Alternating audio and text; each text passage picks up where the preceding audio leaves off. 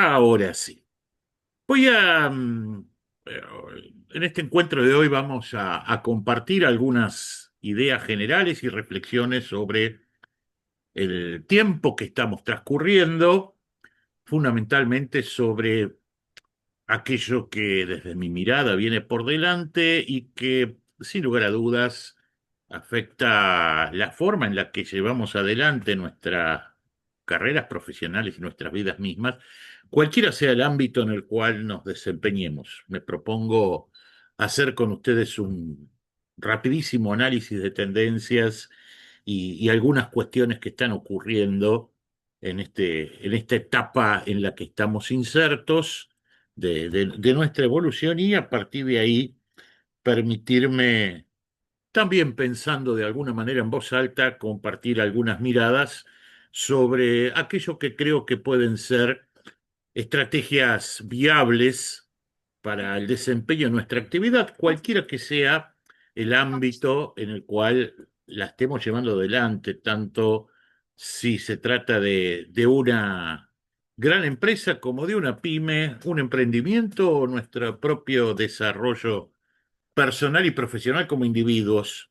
Y por supuesto, anticipo mi mirada en esto, que todas estas son situaciones absolutamente distintas y que también van a condicionar de alguna manera el tipo de decisiones que llevemos adelante.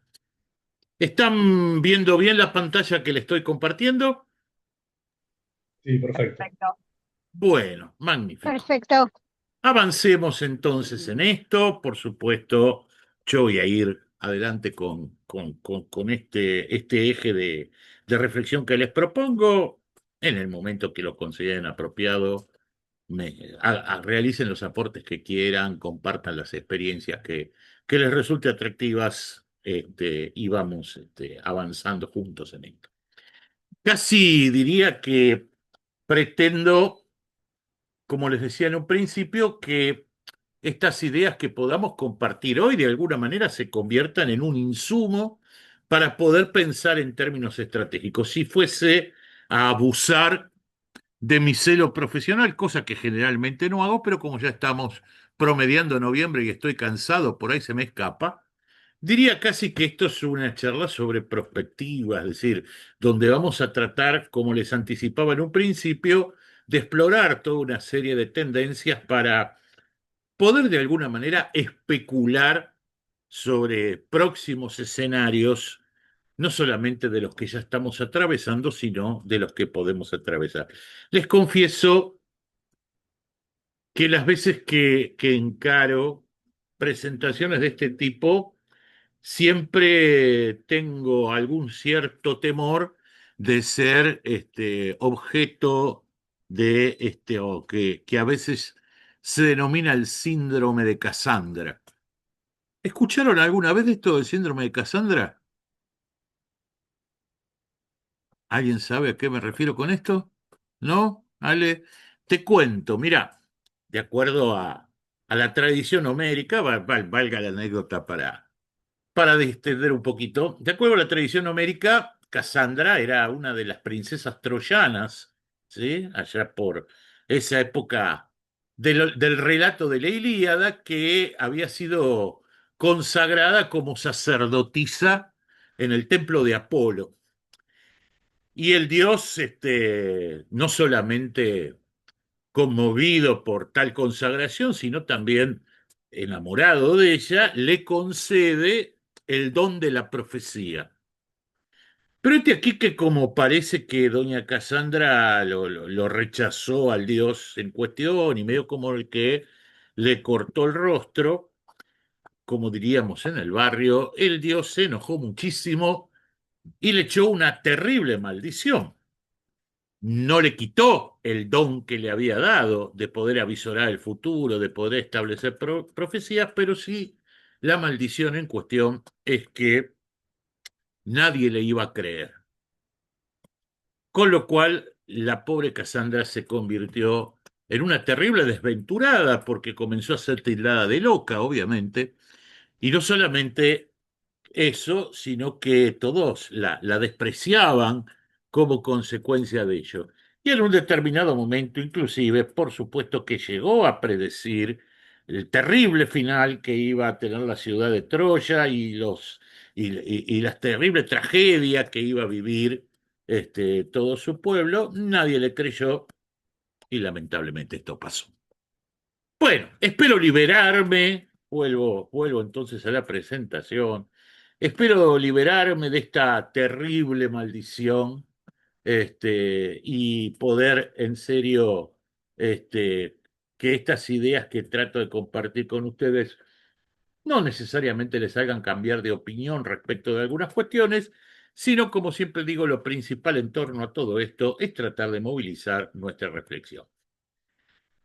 No voy a ser demasiado original en el hecho de decir que estamos transitando como se suele decir, una época de grandes cambios.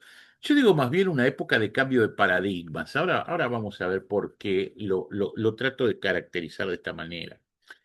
Pero lo cierto es que si hasta hace no mucho, aún aquellos que son muy jóvenes, de los presentes, teníamos tal vez la sensación que aquella ruta por la que transitábamos no fuera más afable o menos afable en términos de nuestras intenciones y de nuestros objetivos.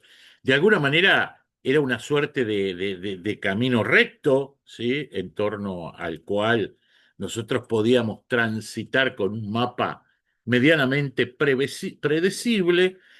De alguna forma, esa recta autopista se trastocó y hoy se convierte en toda una serie, ¿sí? De caminos cruzados y entreverados, ¿sí? De los cuales uno muchas veces no acierta a saber. Esperen un poquito que a alguien le quedó el micrófono abierto. Ahí estamos. De los cuales uno realmente no es un problema solo de a dónde va, sino cuál es el camino que tiene que tomar.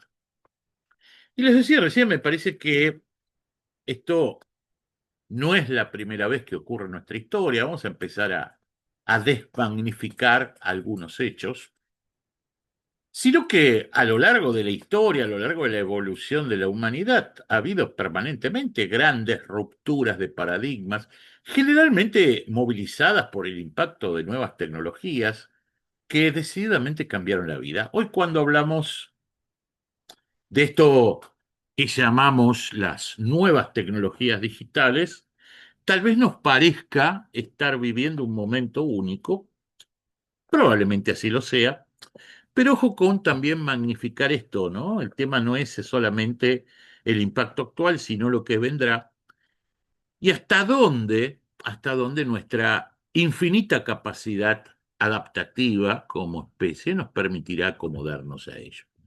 Siempre digo, oh, cuidado con esto de magnificar demasiado determinadas cuestiones, porque también si construimos una mirada retrospectiva y nos posicionamos sobre grandes cambios que ha habido en la historia de la humanidad, bueno, está muy bien que tratemos de subirnos a esta nueva ola tecnológica, pero no perdamos de vista que el mundo no se acaba aquí ni nada que se le parezca. A propósito de la imagen que les comparto en este momento. Justamente ayer en otro ámbito donde estaba conversando también con colegas y jóvenes próximos a hacerlo sobre otro tema, pero que de alguna manera también se conectaba con esto, les decía casi en términos retóricos, che, para, ¿ustedes qué piensan para la historia de la humanidad? ¿Qué fue más importante, el dominio del fuego o la Internet? Si alguien piensa que la Internet, lamento decirle que me parece que está equivocado. El dominio del fuego fue muchísimo más importante. Sin el dominio del fuego no hubiésemos sobrevivido los siguientes 300.000 años, y más allá de que algunos, ¿sí? Sean especialmente adictos a la red de redes, como también se dice, decididamente no tendríamos demasiado problemas en poder adaptarnos y sobrevivir, aún a pesar del colapso de ella. ¿Por qué traigo sobre la mesa esta ironía? Porque hoy por hoy hay muchas cuestiones, vuelvo a la presentación, hay muchas cuestiones que tienen que ver con esta nueva revolución tecnológica, o como algunos lo llaman, me gusta mucho esa denominación, sexta revolución científica, donde por un lado se cruzan numerosas disciplinas en avances conjuntos, a nivel de la biotecnología, las ciencias cognitivas, la nanotecnología, la naciente computación cuántica y lo que parece ser hoy la reina de las reinas, ¿sí? La llamada inteligencia artificial, que bueno, por supuesto que genera un impacto, pero vuelvo a insistir en esto y vaya con un primer mensaje. No lo magnifiquemos, ¿sí?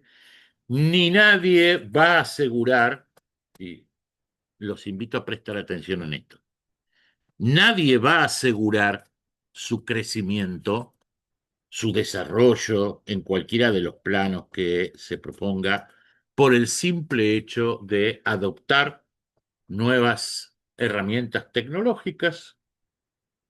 Nadie se va a quedar afuera por más que le cueste dar ese salto, si en un determinado momento es lo suficientemente inteligente como para enfocarse de otra manera y por supuesto, y valga esto como equilibrio o como si lo prefieren la otra cara de la moneda, tampoco es cuestión de quedarse cruzado de brazos viendo cómo las cosas pasan, porque a veces la ola obviamente nos arrastra.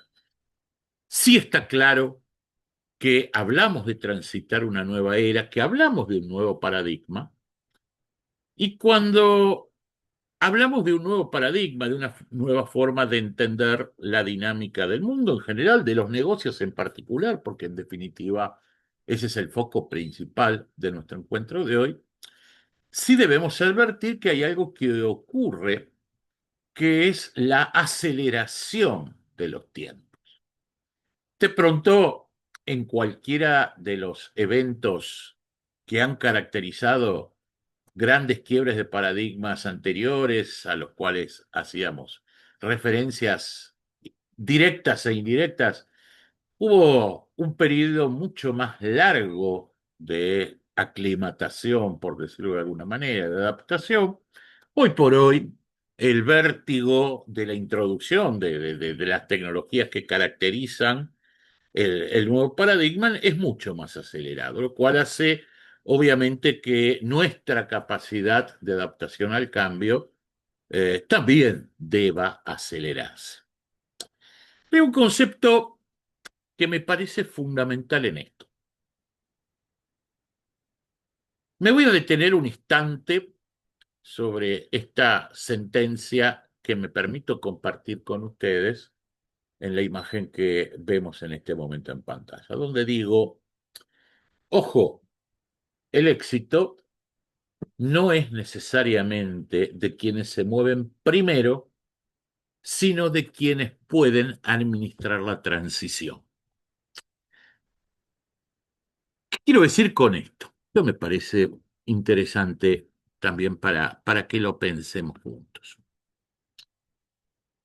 Cuando esto que llamamos un paradigma, llamémosle la ola de cambios, llamémosle los momentos en lo que algo nuevo viene a reemplazar algo viejo, llévenlo al terreno en el cual ustedes quieran adaptarlo o quieran analizarlo. Siempre hay dos puntos separados temporalmente. Un punto, un momento, que es lo que llamamos la innovación temprana. Y otro punto desplazado en el tiempo, que es lo que llamamos el quiebre propiamente dicho. ¿Qué significa el tema de la innovación temprana? ¿Qué es lo que es este punto de la innovación temprana? Eh, Cuando empiezan a aparecer en distintas circunstancias y en distintos momentos, personas, organizaciones, espacios sociales que tempranamente son los primeros en adoptar una nueva tecnología, sea esto una tecnología hard, una tecnología dura, o sea una tecnología soft, simplemente una forma distinta de hacer las cosas. Y después pasa un determinado lapso y hay otro punto que es el quiebre definitivo, que es cuando definitivamente no te podés quedar afuera de eso que ha estado ocurriendo. ¿Soy claro en esta idea? ¿Sí? ¿Soy claro para todos en esta idea? A ver, permítanme que les dé un ejemplo muy concreto. Hoy, este, probablemente la mayoría de nosotros, con distintos formatos y en distintos modelos, bueno, de hecho estamos compartiendo una instancia casi de ese tipo, estamos totalmente acostumbrados a aquello que llamamos el trabajo remoto. ¿No es así? Algunos podrán desarrollarlo con mayor intensidad, otros muy poco, ¿sí? Pero ya a nadie les sorprende, más allá de contratendencias que siempre ocurren también y de cosas que leemos acerca de que determinada empresa quiere volver en la totalidad a lo presencial y que la verdad que hoy esta cuestión del trabajo remoto es algo que está instalado, cuanto menos como formato híbrido y tipo como que no hay vuelta atrás.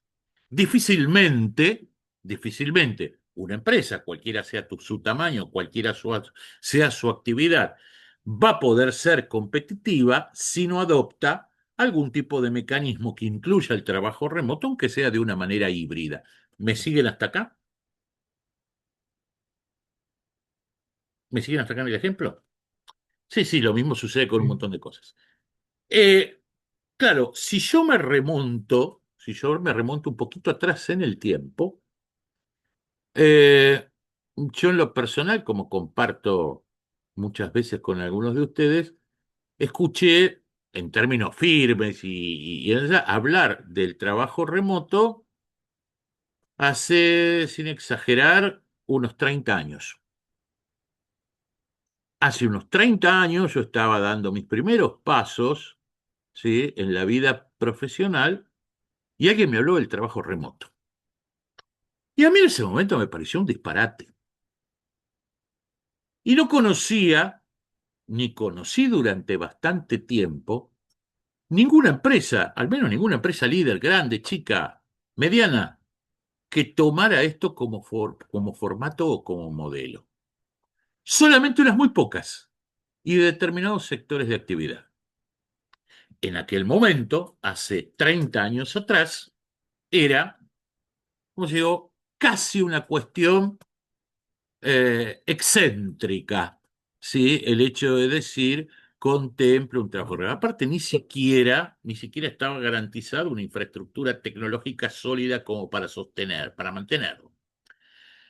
En aquel momento, lo que, en términos de lo que conceptualmente les decía hace unos minutos, aquel momento, insisto, hace 30 años atrás, en términos específicos, por ejemplo, de lo que significa el tamaño remoto, bien podríamos decir que estábamos en un punto de innovación temprana. ¿Recuerdan, no? Estos dos puntos que les decía recién. Bueno, con el trabajo remoto, hace 30 años estábamos en un punto de innovación temprana. Como les decía hace también unos minutos, hoy, en términos de esos dos puntos, hoy podemos decir que con relación al trabajo remoto ya estamos en un punto de absoluta disrupción. No hay vuelta atrás y es muy difícil sostener la competitividad, sostener la lucha por el talento en cualquier organización si no lo tiene incorporado como base de, o por lo menos como una parte importante de sus procesos operativos. ¿Hasta acá me siguieron? sí. Sí, ¿Qué? sí, clarísimo. Sí, perdón, Griselda. ¿Querías decir algo o no? No, no, clarísimo, Ah, clarísimo. ok. Bueno, lo que ha transcurrido en estos 30 años, desde esa innovación temprana hasta este punto de ruptura, lo que ha ocurrido ha sido lo que habitualmente llamamos una transición entre paradigmas. Es decir, ningún cambio, por más acelerado que sea el uso, por más acelerada que sea la introducción de la tecnología que lo moviliza, se manifiesta de un día para el otro. En algunos casos, siguiendo precisamente el ritmo de esa evolución tecnológica, puede hasta Mm. inclusive tardar bastante tiempo, como este que les estoy diciendo. En otros es mucho más breve, pero nunca es una cosa de un día para el otro, nunca es una cosa inmediata. Lo que hay en el medio, lo que queda en el medio, es lo que llamamos la transición. ¿Y qué es lo que les decía? ¿Sí? ¿Qué es lo que les decía yo recién? Que, ojo, porque cuando estamos en el medio de un cambio de paradigmas, como indudablemente lo estamos, yo les decía, y vuelvo a la presentación, el éxito no necesariamente es de quienes mueven primero, sino de quienes pueden administrar la transición. Ya definido de qué hablamos cuando mencionábamos este día de la transición, ¿qué es lo que les quiero decir con esto? Ojo, no siempre a los adoptadores tempranos les va bien.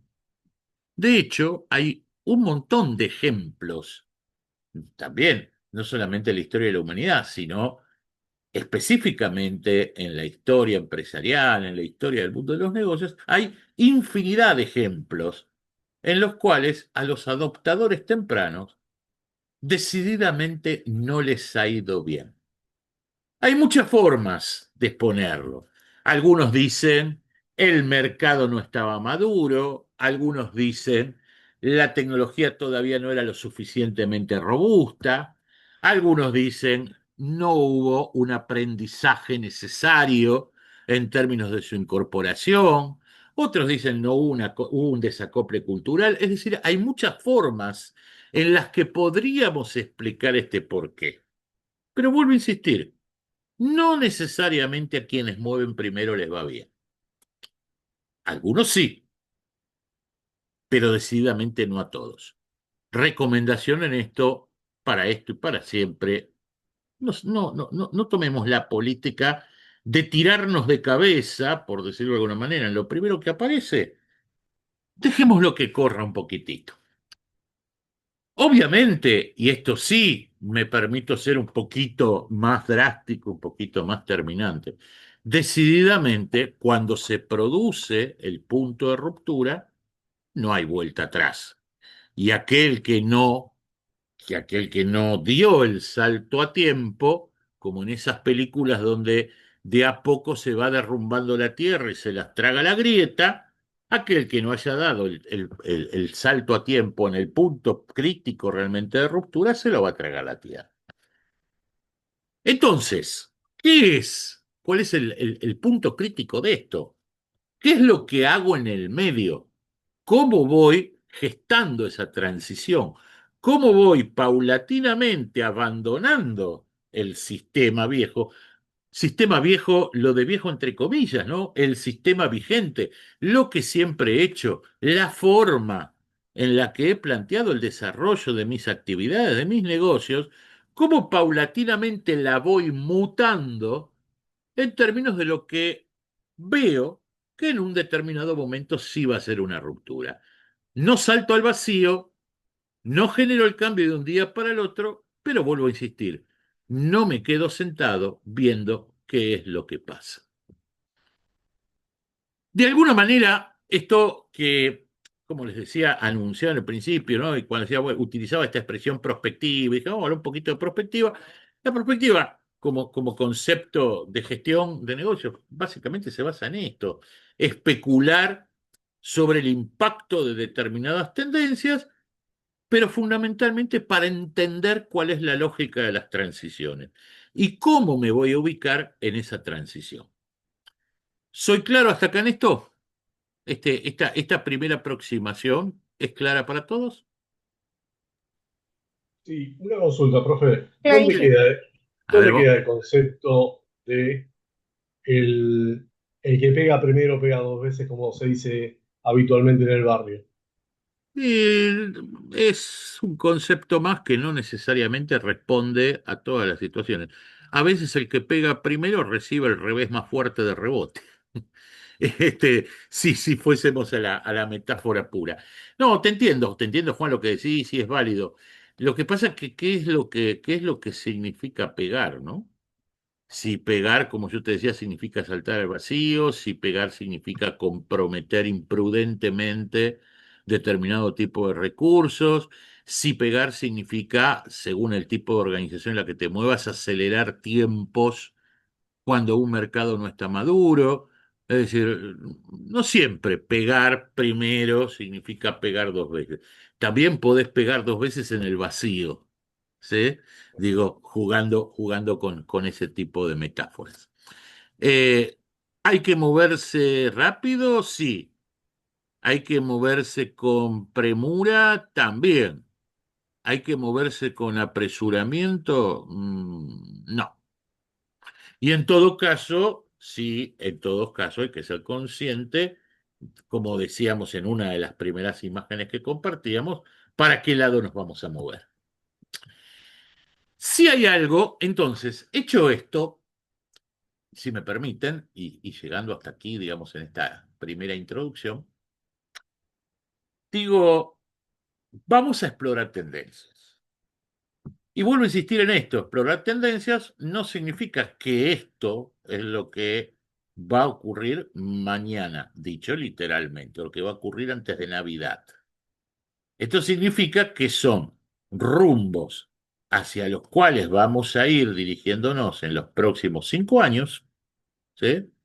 Y esta es la transición, o estos son los momentos de transición que tenemos que ir analizando y operando.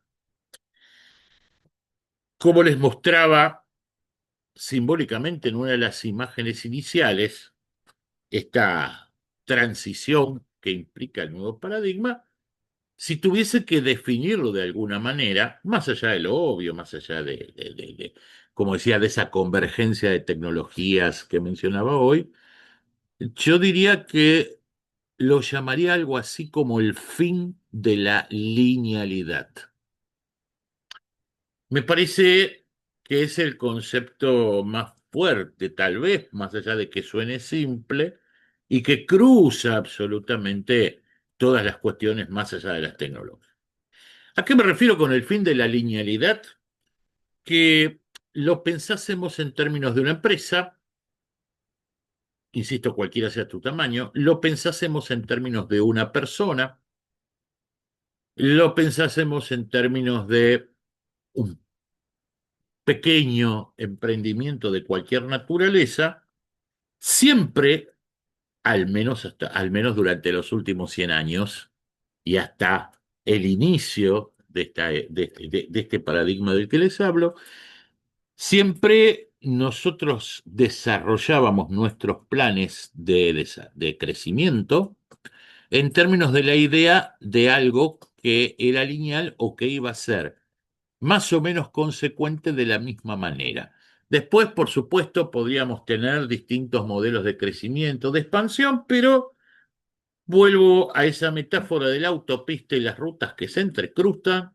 Una vez que agarramos la autopista, le pegábamos derecho. Una vez que estábamos en la ruta, podría estar mejor o peor, tener más pozos o menos pozos, anegarse o no, pero la ruta era la ruta. El fin de la linealidad, lo que significa que no hay más ruta. Y que en todo caso, los caminos que podamos ir encontrando pueden significar la necesidad de retroceder, de cambiar, de encontrar atajos o sencillamente de estacionarnos al costado del mismo. ¿Dónde se empieza a marcar con mayor notoriedad este fin de la linealidad? Fundamentalmente en dos conceptos que están muy fuertemente enlazados, o que, insisto, han estado fortísimamente enlazados durante todo esto que llamamos a veces la era industrial, que es el concepto de empresa y el concepto de empleo. A ver, una muy genérica referencia, ni siquiera histórica, ¿no? Recrear un poco este último tramo que les decía. Cuando hace poco más de 100 años, ya en pleno auge de esto que llamábamos la revolución industrial, el mundo, principios del siglo pasado, el mundo comenzó a dar un gran salto de crecimiento, independientemente de los retrocesos de la primera mitad del siglo XX. El mundo empezó a dar en conjunto un gran salto de crecimiento a todo nivel, desde un punto de vista económico, desde un punto de vista social, desde un punto de vista cultural. Todo el esquema económico de los países y de las regiones que más crecieron se construyó en torno a esta idea de empresa más empleo. ¿Dónde? Bueno, esta es la lógica de el capitalismo original, ¿no? La lógica de la empresa y el empleo, donde en un determinado momento el aportante, en términos económicos básicos, ¿sí? El aportante de capital creaba aquello que llamamos una empresa, y su perspectiva de crecimiento era que esa empresa fuera cada vez más grande. Que esa empresa fuera cada vez más grande, no solamente en términos de su rendimiento económico, sino también en términos de su tamaño, porque casi como que había una cuestión indivisible entre tamaño, rendimiento. Cuando más grande, la lógica de cuando más grande fuera tu empresa, más mercado podías abarcar, más podías aumentar tu capacidad productiva, más podías aumentar tu capacidad de llegada a los mercados y como consecuencia mejor te iba a ir. Más grande, mejor. Desde el punto de vista de quien aportaba su fuerza de trabajo a esa lógica de empresa que tiene por finalidad crecer, también su propio crecimiento profesional o laboral estaba de alguna manera ligado a esa idea del crecimiento de la empresa. Empresa más grande tiene una estructura más grande significa la posibilidad de tener más peldaños para escalar y más peldaños para escalar casi siempre representa una mejora en mis compensaciones. Insisto, más allá de los desvíos que podremos encontrar en esta lógica, eh, como la expresión lo dice, una lógica bastante sostenible, ¿sí? Me va mejor si tengo una empresa más grande, me va mejor si trabajo en una empresa más grande.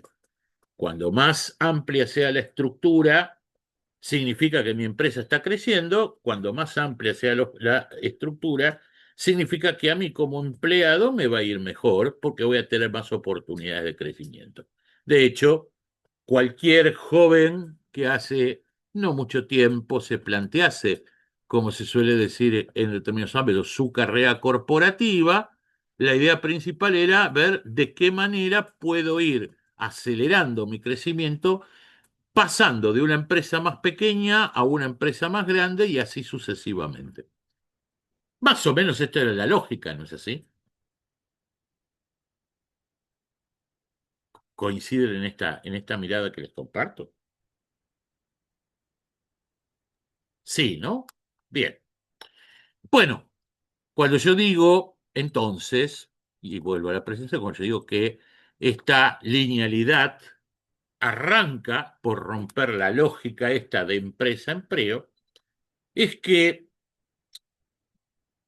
las empresas no necesariamente necesitan ser más grandes para ser más rentables. No necesariamente el tamaño es un determinante de su crecimiento real. Y por supuesto que una gran y pesada estructura, lejos de ser una ventaja, lejos, ¿sí?, de ser un aporte a ese crecimiento, hasta en un determinado momento se convierte en una mochila difícil de llevar adelante. Y por el lado de quien está del otro lado del mostrador, en esta lógica empresa-empleo, también el concepto de empleo se transforma por completo. Y también sus propias expectativas de crecimiento personal a través de ello, a través del valor de su trabajo, se trastoca por completo. Veamos por qué. Digo, este fin de la linealidad en términos de esta lógica de empresa-empleo se transforma en términos de la empresa, de lo que yo llamo la empresa de la no estructura y el trabajo del no empleo. Fíjense que a propósito de asimilar cambios y de pensar transiciones, estas dos ideas son especialmente interesantes para pensarlas. ¿Qué pasa cuando imaginamos una empresa despojada de ese fenómeno que habitualmente llamamos estructura? ¿Qué pasa cuando miramos nuestro trabajo en ausencia de ese concepto tan propio de la era industrial de empleo? Si me permiten, quisiera explorar estas dos líneas. Más grande, más chica, en sectores más dinámicos, en sectores menos dinámicos. La empresa, llamémosle tradicional, la empresa de la era industrial, se edifica o se edificó sobre la base de dos principios, que son los que sustentaban esta idea de más grande mejor, más grande más rentable. El primero de esos principios es aquello que llamamos habitualmente la prescripción de la tarea. Un término medio técnico que simplemente lo traigo como referencia, pero para hacerla sencilla, que básicamente significa algo así como existe una forma correcta de hacer las cosas y aquella persona que viene a ofrecerme su fuerza de trabajo básicamente se acomoda a esa forma correcta de hacer las cosas que yo definí. Llámalo proceso, llámalo rutina operativa, llámalo procedimiento, no me interesa cuál sea en particular la etiqueta que le pongas. El concepto es, en esta empresa, más allá de lo cultural, las cosas se hacen de esta manera porque esto es un proceso probado, estudiado, analizado. Vamos a ser generosos y optimistas en la mirada de. Y en definitiva, toda esa estructura que construimos a partir de esta idea se construye pensando en lo que también técnicamente habitualmente llamamos un eje de mando-control. Toda esa línea de la estructura está dada para generar instrucciones descendentes, ¿sí?, que sostengan esa prescriptividad de la tarea y un sistema de control también descendente que permita verificar que esa prescripción de la tarea se cumple fielmente. Y cuando algo no funciona, aparecen los analistas para corregirlo y para rediseñar ese conjunto de tareas, ese proceso, para que siga respondiendo a la lógica de crecimiento de una concepción de cuanto más grande, mejor. Esto también tiene un nombre, ¿sí?, que en algún momento, no hace mucho más también de 2 o 3 décadas, ¿sí?, un conocido pensador canadiense llamado Henry Mintzberg llamaba la burocracia mecánica.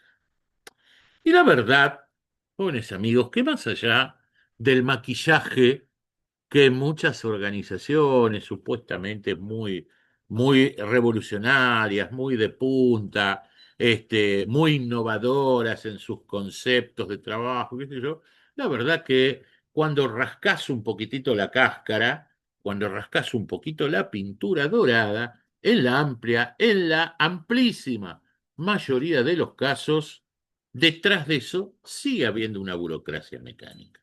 No porque querramos, ¿sí?, depreciar la propia expresión, no porque querramos estigmatizar ese funcionamiento, sino sencillamente porque es lo que hay, es lo que es lo que domina, ¿sí? Vuelvo a insistir, las cosas se hacen de determinadas maneras, que es lo que probamos que es lo mejor, y a partir de ahí la estructura controla que eso se haga de esa manera. Eso es una burocracia mecánica. Después, si querés, llamala más bonito, pero técnicamente es una burocracia mecánica. ¿Hasta acá me siguen? ¿Hasta acá vamos bien con esto? ¿Me siguieron en este análisis? Sí, sí. Sí. Bien.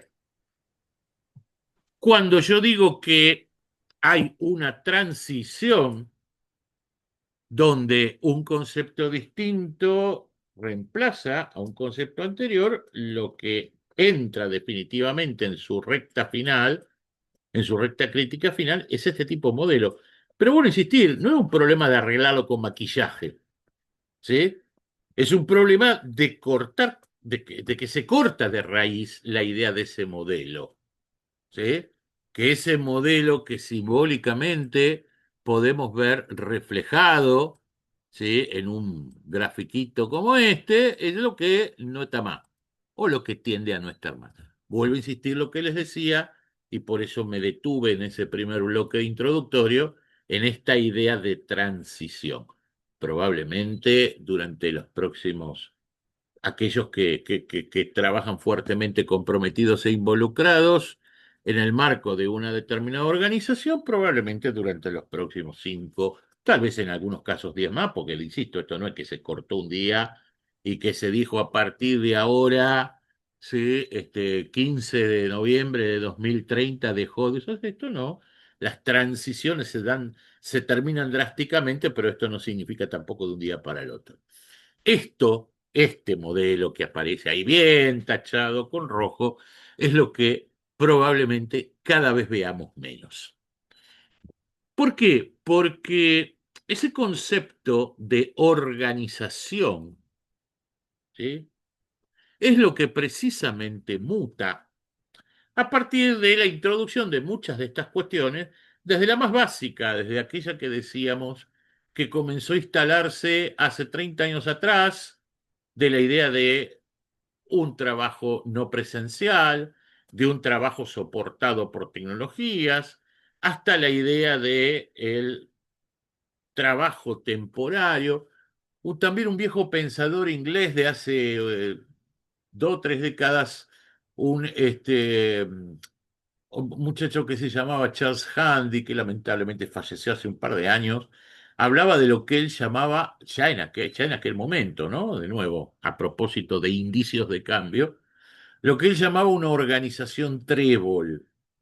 ¿Viste? Un trébol de 3 hojas, donde decía, bueno, mira, él decía, las organizaciones del futuro, esto decía en los últimos años del siglo pasado, las organizaciones del futuro no van a tener una nómina fija de personal. Las organizaciones del futuro, aún las más grandes, tendrán a lo sumo un 20% de nómina fija. ¿Y el otro 80% qué es? En una empresa grande. Y el otro 80% son personal temporario asociado a un determinado proyecto, profesionales externos que asumen parte de la gestión y en todo caso funciones tercerizadas. Bueno, en mayor o menor medida, ya hoy día nuestras organizaciones están absolutamente pobladas de este tipo de situaciones, que no solamente son cada vez más comunes, sino que cada vez van ocupando más el espacio corporativo. Eso que en un determinado momento llamábamos las fronteras de la organización, lo que está dentro y lo que está afuera, cada vez es un sistema más abierto, más poroso, más permeable. ¿Quién está hoy adentro o afuera de una organización? Cada vez es más difícil de determinar. Ya más contemporáneamente, tal vez alguno de ustedes haya escuchado hablar de aquello que se llama las organizaciones STEER. ¿Sí? Este es un concepto muy, muy reciente, pero que se está de alguna manera difundiendo bastante, donde dice, bueno, como modelo organizativo hay tres principios fundamentales, ¿sí?, de este tipo de organizaciones. Uno es la autogestión, ¿sí?, que precisamente corta con esa idea del eje mando-control muy propio de las organizaciones más clásicas. La idea de la persona que está vinculada a la organización, pero que su plenitud la busca a partir de un desarrollo profesional mucho más libre, mucho más free, ¿sí? Algo que nosotros lo vemos en plenitud en aquello que decimos las nuevas generaciones, pero la verdad es que se está extendiendo longitudinalmente a lo largo de todos los segmentos etarios y por supuesto como concepto de una evolución permanente. En realidad estas organizaciones TIL, yo digo, lo que hacen desde mi mirada es dar una vuelta en torno a todo lo que fue la historia de la evolución de las organizaciones, ¿no? La evolución del propio paradigma organizacional. Cuando empezamos a convivir más allá de los primitivos clanes, de las primitivas manadas de Homo sapiens, cuando empezamos a convivir los humanos en comunidades mucho más estables, el modelo organizacional básico era la tribu, la manada. Yo utilizo la manada porque, como saben, algunos de ustedes me gustan los lobitos y siempre los pongo como modelo, ¿sí?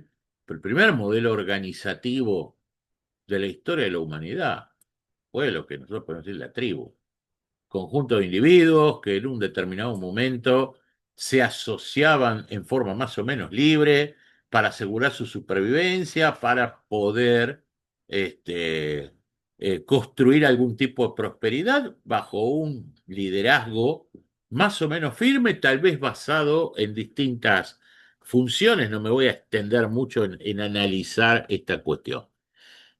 La primera organización formal y la base de lo que después sería la burocracia fueron las primeras organizaciones militares, cuando se conformaran las primeras ciudades-estado, luego los primeros imperios, lo que respondía a esta lógica, en términos de Mintzberg, de una burocracia mecánica, eran las organizaciones militares que ya entrada la revolución industrial se conformaron en las burocracias empresarias, primero en las burocracias estatales y luego en las burocracias empresarias. Si damos un pasito, ¿sí?, en la evolución, llegamos a esa idea de hace un par de décadas atrás o de un par de décadas atrás al momento, en esa idea de la organización Trébol de Handy, que les mencionaba hoy. Pero cada vez estamos más acostumbrados a hablar de un concepto de red, ¿no es así? Donde distintas personas se asocian en forma más o menos transitoria y flexible para llevar adelante determinados proyectos sin ningún otro compromiso que lo que implica ese proyecto en sí. Pues bien, y me permito ponerlo entre signos de interrogación, probablemente la gran paradoja de la hipertecnologización de las relaciones económicas en el mundo, no solamente, insisto, a partir de las cosas que todos los días escuchamos sobre la inteligencia artificial, como les decía hoy, la incipiente computación cuántica, sino cosas ya totalmente instaladas como la tokenización de los activos, el desarrollo de las cadenas de blockchain. Bueno, probablemente la gran paradoja de la hipertecnologización organizacional sea volver a un formato de manada, ¿sí? No desprecien el formato de manada como modelo de trabajo colectivo. ¿Vamos bien hasta acá? ¿Se entiende a qué apunto cuando hablo del quiebre de la linealidad en materia de organización empresaria o esa idea de la empresa de la no estructura? Hasta acá me siguen, hasta acá ha quedado claro para todos. Sí, clarísimo, Fernando, se entiende muy bien. Bueno, gracias, Grichu. Bueno, entonces, permítanme vuelvo a la presentación donde la había dejado, ¿sí? Con nuestros amigos lobitos. Y permítame entonces que ahora vaya para el otro lado. Voy a empezar a explorar, como les decía, el otro lado del mostrador. Y el otro lado del mostrador, como yo les decía, tenemos esta idea de, bueno, che, pará, ¿y qué pasa con el trabajo? A veces hay una diferenciación, ¿sí? Que si bien creo que todos la tenemos clara, no necesariamente la tenemos internalizada. ¿Qué es esta diferencia que en las lenguas sajonas se expresa muy claramente y se diferencia muy claramente entre lo que significa trabajo y empleo? ¿Sí? O, vuelvo a insistir, como en las lenguas sajonas, digamos lo que es el work respecto del job. ¿Sí? La idea del empleo, vamos primero por lo general, la idea del trabajo tiene que ver fundamentalmente con la capacidad para generar un valor económico a partir de mi esfuerzo físico o intelectual o mi compromiso integral con un determinado cometido que me va a permitir adquirir una recompensa. La idea de empleo, que sí es una idea muy, muy característica, es yo voy a aportar lo que requieran de mí, de mi conjunto de competencias, de capacidades, de conocimientos técnicos, de esfuerzo, como decía recién, físico, intelectual, lo que fuere, en función de un proyecto que, como decíamos hoy, ya está definido. De alguna manera ya está definido. Yo lo que voy a aportar determinados talentos intelectuales o físicos y algún tipo de compromiso emocional a eso. Y como contrapartida de esto, voy a recibir aquello que habitualmente llamo un salario. Anécdota.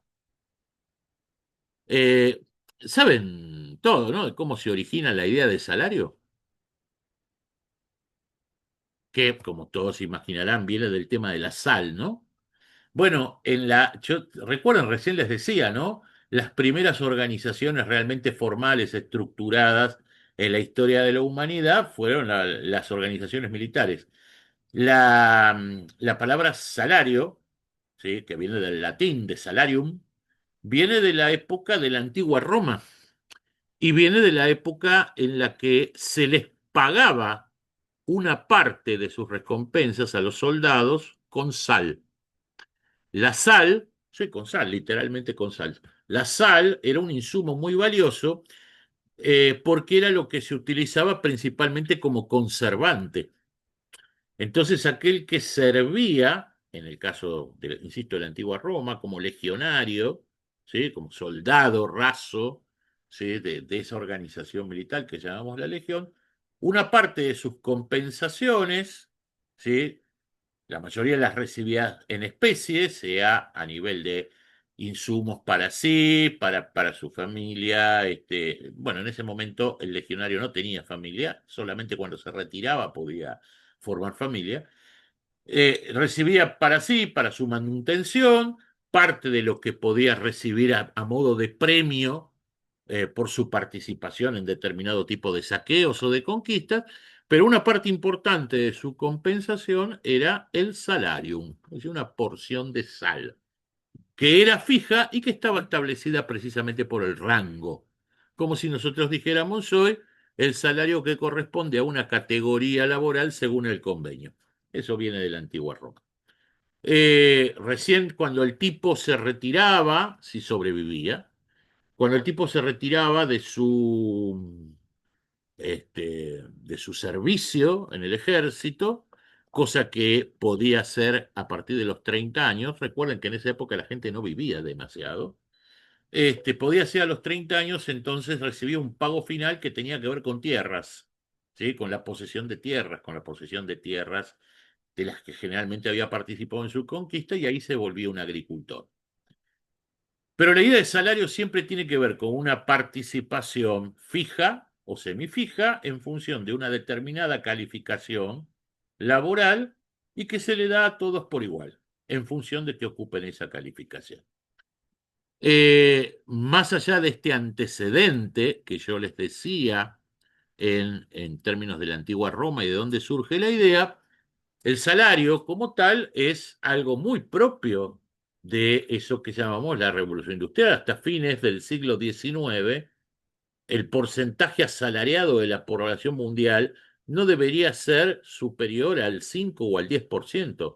La gran explosión que genera el auge del capitalismo y el auge de esta revolución industrial es lo que genera que el salario se convierta en la principal compensación de aquello que llamamos empleo, que a su vez es la forma en la que se canalizan durante toda esa época y a partir de entonces la mayor parte de los trabajos.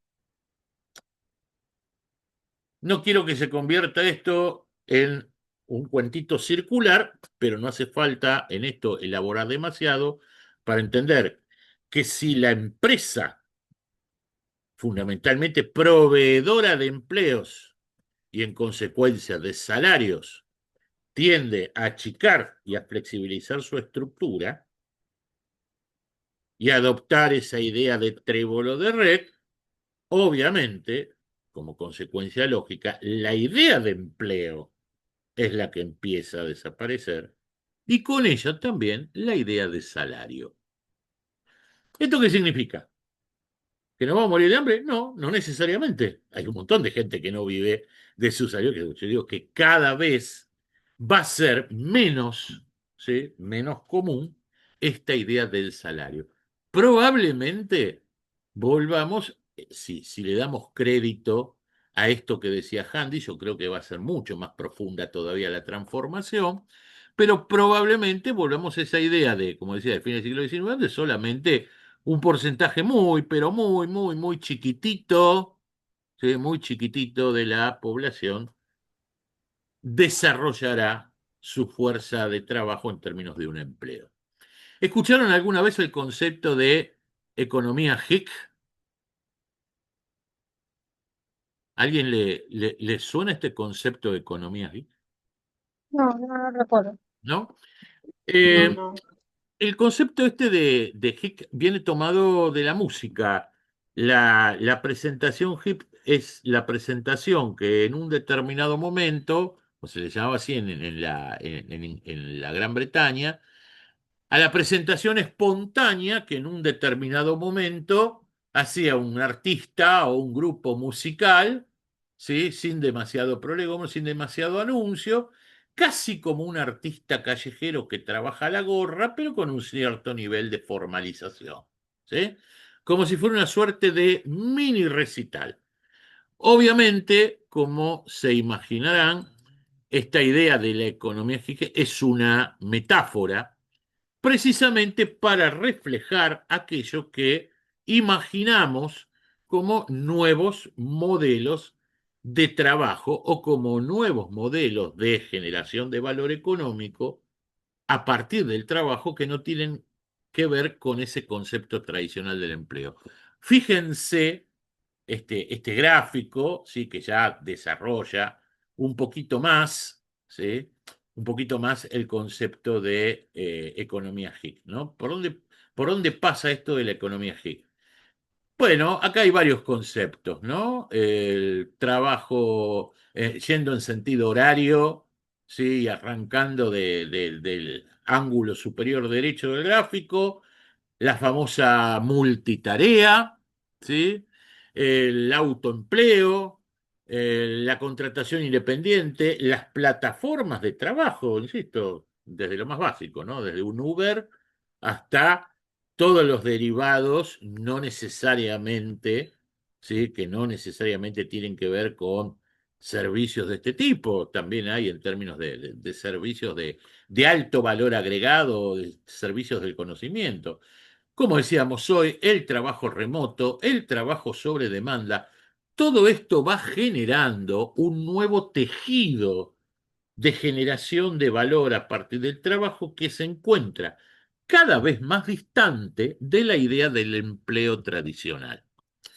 Con lo cual, y anticipo una idea que dentro de un ratito seguramente vamos a poder profundizar, que es la verdad que aquello de qué es lo que estuve haciendo, cuál es mi trayectoria, cuál es mi formación, cuáles son mis antecedentes, qué tan bueno está mi currículum. Son aspectos que paulatinamente van a ir perdiendo peso en torno a todo esto, en torno a lo que significa esa compensación económica que uno trata de obtener por su capital laboral, para desembocar en algo muy sencillo: ¿qué tipo de problemas soy capaz de solucionar y para quién? Me parece, y esto lo digo como una recomendación muy especial para los más jóvenes, ¿sí? Dejen de pensar, después lo voy a retomar esto, pero dejen de pensar su carrera profesional en términos de los títulos que acumulan y los años que van pasando por una empresa o por otra empresa, y empiecen a definirse ante todo en términos de qué tipo de problemas son capaces realmente de solucionar y para quiénes, porque esa es la base de la creación de valor de trabajo en esta era de no linealidad. ¿Vamos bien hasta acá? Perfecto, perfecto, Fernando. Entonces, si me permiten, ¿sí? Y vuelvo a insistir, como un primer mensaje para los más jóvenes, comiencen a verse más como líderes solucionadores de problemas que como empleados calificados, profesionales, etcétera, etcétera. A ver, yo les decía hoy, y lo charlábamos con algunos de ustedes, cambio a otro capítulo. Yo les decía hoy, y lo charlaba con algunos de ustedes, que la verdad que no necesariamente los que ganan son los que dan el salto primero, sino los que pueden manejar la transición. Porque una de las características de la transición son las confusiones. Sí, hay tipos que, como decíamos hoy con Juan, bueno, pegan primero y pegan fuerte y no quedan, pero hay tipos que pegan al aire. Lo cierto es que las oportunidades, y esto, hay una gran paradoja en términos de estas transiciones entre paradigmas, ¿no? Que por un lado son muy grandes las amenazas, esto es rigurosamente cierto. Cada vez que en la historia se ha dado una situación de este tipo, es cierto que se ha expulsado mano de obra en términos generales, es cierto que ha habido vaivenes importantes aún en las regiones más desarrolladas en materia de distribución del ingreso, es decir, no, esto no se va a evitar. Pero también lo que es cierto es que estos momentos de transición de paradigmas presentan un montón de oportunidades, sin duda presentan un montón de oportunidades, siempre y cuando, por supuesto, se cuente con una estrategia consistente. Primer concepto que en la parte final de esta presentación, digamos, en este no, en el próximo bloque, vamos a profundizar. Todo depende de dónde partas. Vuelvo a insistir, una estrategia consistente no es la misma la estrategia que tiene que llevar adelante una gran corporación, más allá de los recursos que posea, más allá de su espalda, como decimos habitualmente, decididamente no es la misma conceptualmente la estrategia que va a beneficiar a una gran corporación que la estrategia que va a beneficiar a una pyme o que va a beneficiar a un profesional autónomo, lo cual no quiere decir que no haya oportunidades para todos. Eh, y en esto podría explorar muchísimas verticales. Voy a hacerlo con una sola, ¿sí? A propósito, como decíamos, de la moda.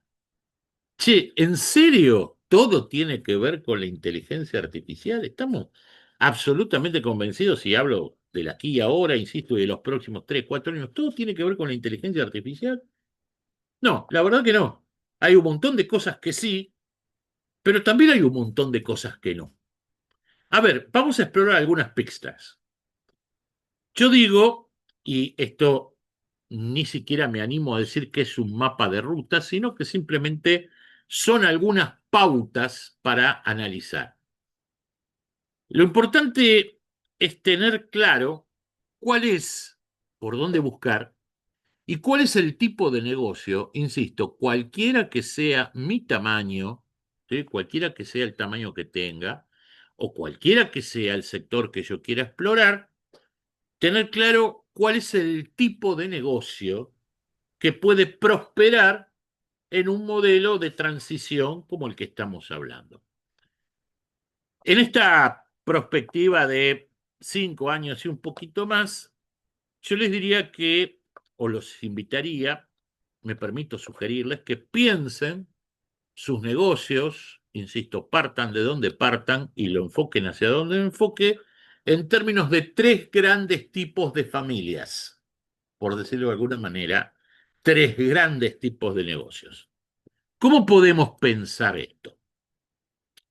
Hay toda una gama de negocios, insisto, esto puede ser para los grandes, para los chicos, para los medianos. Hay toda una gama de negocios claramente enfocados a lo que podríamos caracterizar como negocios de base tecnológica. Hoy día, probablemente la inteligencia artificial sea la punta de lanza de este tipo de negocios, pero también podríamos explorar, acá empezamos a jugar con tamaños, ¿sí? Y con recursos de capital.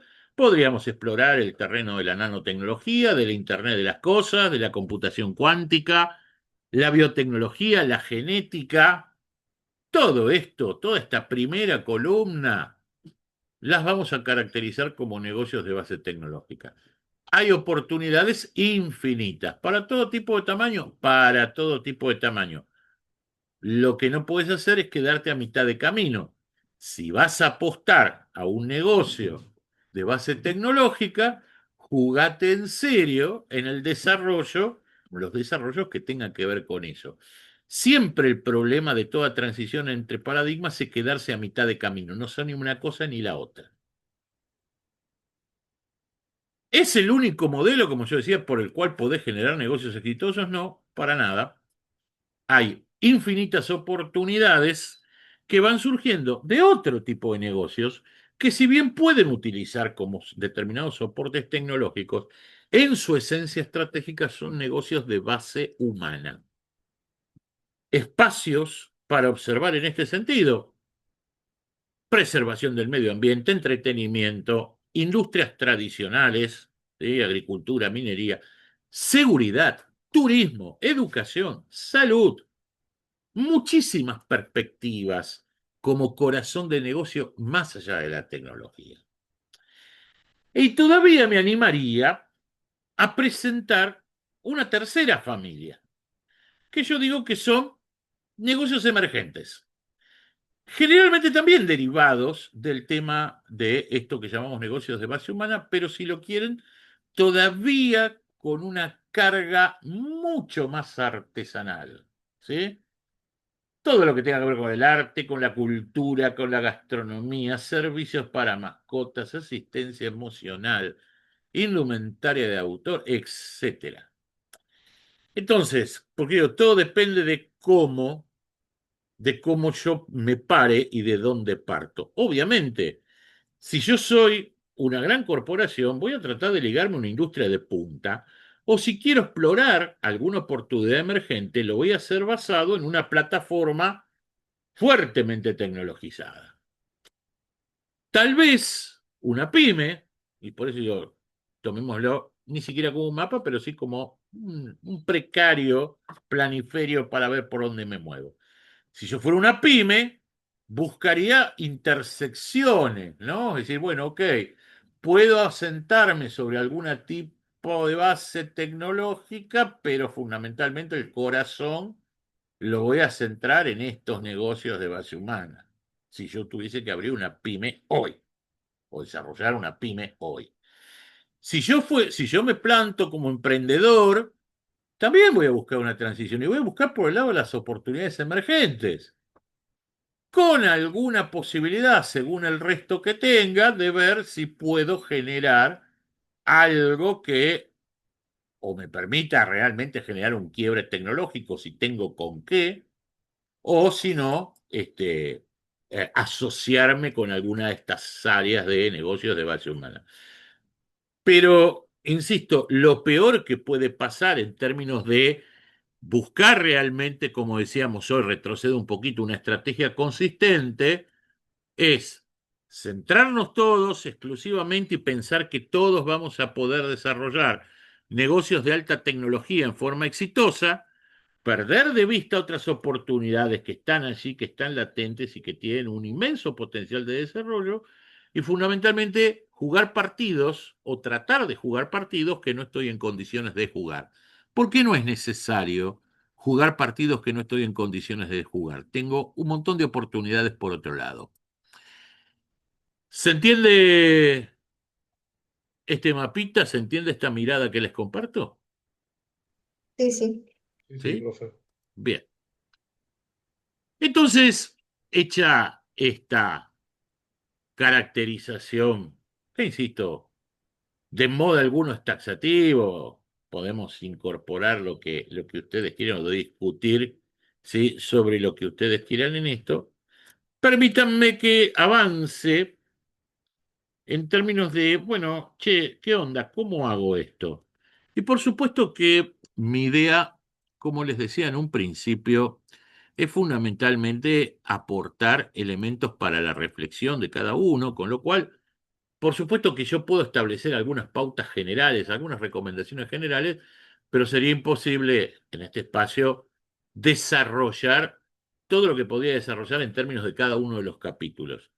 Pero me voy a permitir sugerirles algunas líneas de análisis, como les decía recién, según desde dónde vengo, si soy una empresa grande, si soy una pyme, si soy un emprendedor. ¿Qué es lo que te podría decir a partir de esto que te conté hasta aquí? Vamos ahora sí al terreno de Cassandra pura, en términos de la anécdota que les contaba al principio.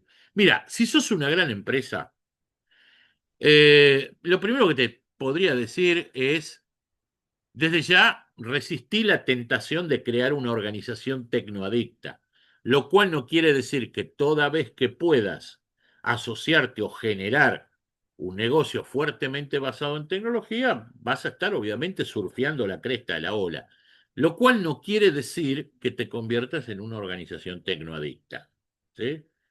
Una gran compañía financiera, más allá de que tenga que incorporar lógicas de fintech para poder seguir compitiendo, no necesita transformarse en sí misma en una fintech.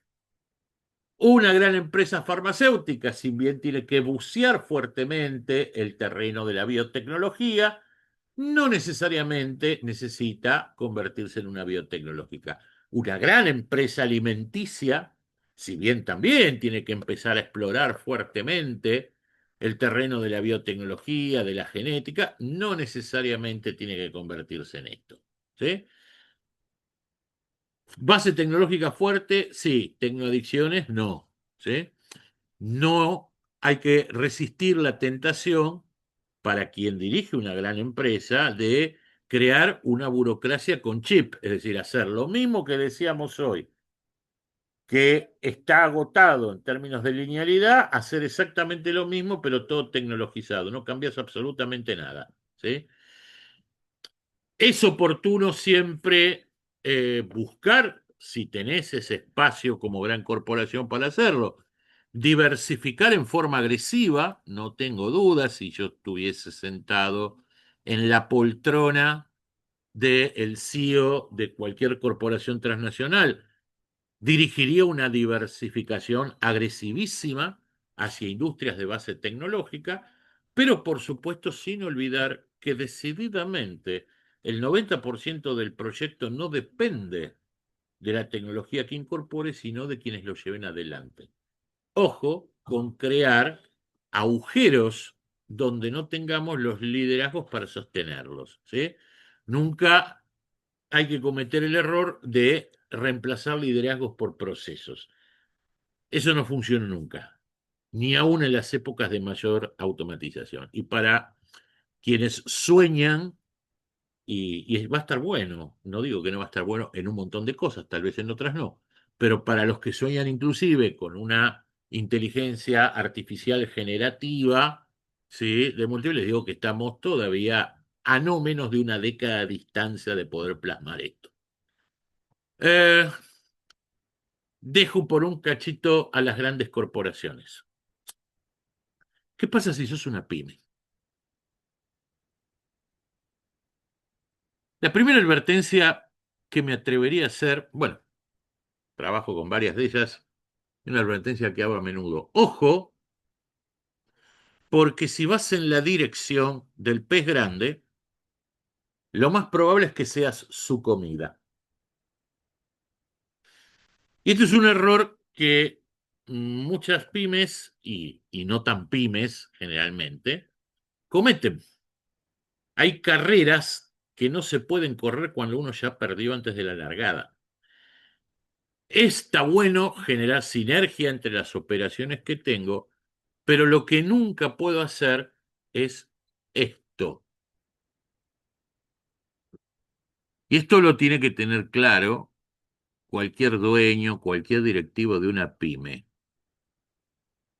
Si sos un chihuahua, no podés competir como un lobo. Porque como te digo, nadie te va a creer tu aullido lobuno y probablemente los lobos te van a morfar a vos. Probablemente en este camino de transformaciones, como suele suceder habitualmente, los más perjudicados terminan siendo los que están en el medio. Y es muy probable que la pyme, cuando digo la pyme, digo la pyme asociada a una industria más tradicional de tipo manufacturero, pero todavía sesgada en un concepto de mano de obra intensiva, con distribución local. Seguramente es el modelo empresario más vulnerable en todo este momento y en los próximos años va a ser el modelo más vulnerable, no solamente en Argentina, en la región y en el mundo. Es también hoy la preocupación de, sin ir tan lejos, y por esto, si lo quieren ver desde un punto de vista geopolítico, no solamente es la base de su poder político, sino también las presiones que recibe hoy el presidente de Estados Unidos en términos de su política arancelaria, pero no es el único, pongo Estados Unidos como modelo.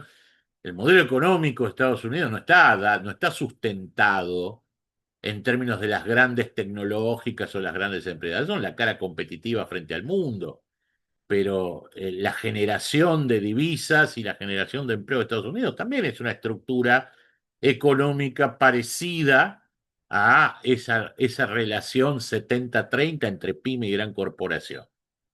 Lo que ocurre, que obviamente tiene una macro mucho más sólida y consolidada desde hace tiempo, ¿sí? ¿Pero qué me refiero? El problema de la pyme no es un problema solamente argentino.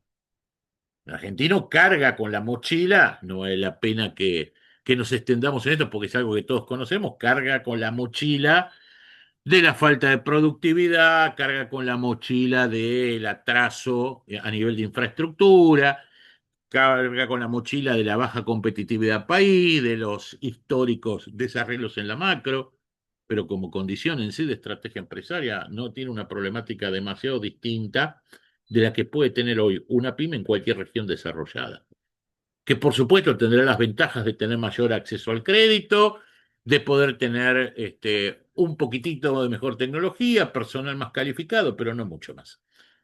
Vuelvo a insistir, si sos un chihuahua, no podés querer aullar como un lobo.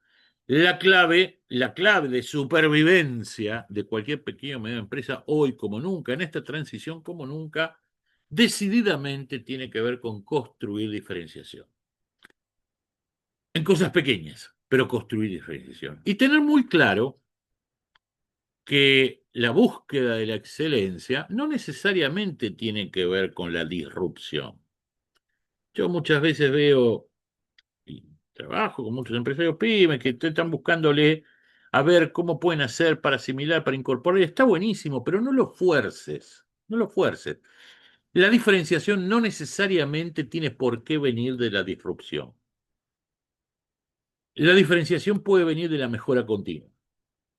Innovación, que es algo que permanentemente reclamamos y pedimos e invitamos y sugerimos.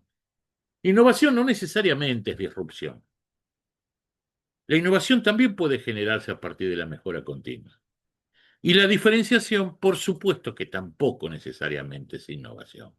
Y también puede generarse a partir de la mejora continua. ¿Es necesario sistematizar? Sí, por supuesto que es necesario sistematizar. ¿Es necesario generar alianzas? Indispensable.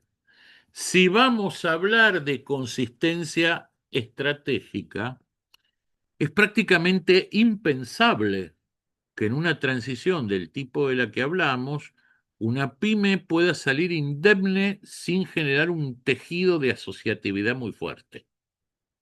Yo diría, de la misma manera que hoy les decía, si me siento en la poltrona del CEO de una gran corporación, salgo a diversificar agresivamente en industrias de base tecnológica, si me siento en la silla del dueño de una pyme, me dejo el teléfono bien cerquita para empezar a pensar a cuántos tipos les puedo ofrecer generar algún tipo de acuerdo, algún tipo de alianza. Alianzas de distribución, alianzas de provisión, alianzas con competidores para el desarrollo conjunto. El secreto estratégico del fortalecimiento de una pyme en esta coyuntura es su capacidad de alianzas, sin lugar a dudas. Bueno, hasta acá les conté qué es lo que eh, me parece oportuno pensar como estrategia consistente, pero a la vez pensando de dónde salgo desde una gran corporación o una pyme. Y si me permiten, vamos a bajar un escaloncito más. Insisto, vamos a bajar un escalón en términos de tamaño, no en términos de capacidad de generar valor. ¿Qué pasa si sos un emprendedor? Si sos un legítimo emprendedor, a propósito de una metáfora muy utilizada y que yo en lo personal he utilizado muchas veces, no te imagines como unicornio, imagínate más como camello, ¿no? Esta es una metáfora que se usa mucho en el mundo emprendedor. Probablemente algunos de ustedes me la deben haber escuchado alguna vez, vi a algunos de los presentes con los cuales hemos tenido oportunidad de compartir otros espacios. ¿Sí? Para aquellos que no lo tienen presente o no lo han escuchado, siempre se habla en el mundo emprendedor del unicornio como aquella empresa generalmente de base tecnológica, disruptiva, que genera una escalabilidad muy rápida, que capta inversiones masivas y que muy pronto alcanza esa mágica valuación en bolsa de los $1.000 millones, ¿no? Unicornio, como en su momento se caracterizaba, no sé, un Mercado Libre o un Globant, o unicornios próximos, como se imagina un Walla, que, a ver, de nuevo, no, a nosotros dice, wow, boludo, pero ¿de qué empresas estás hablando? La mayor parte de esas empresas hace una década no eran más que un emprendimiento, ¿sí? La escalabilidad del unicornio es esta.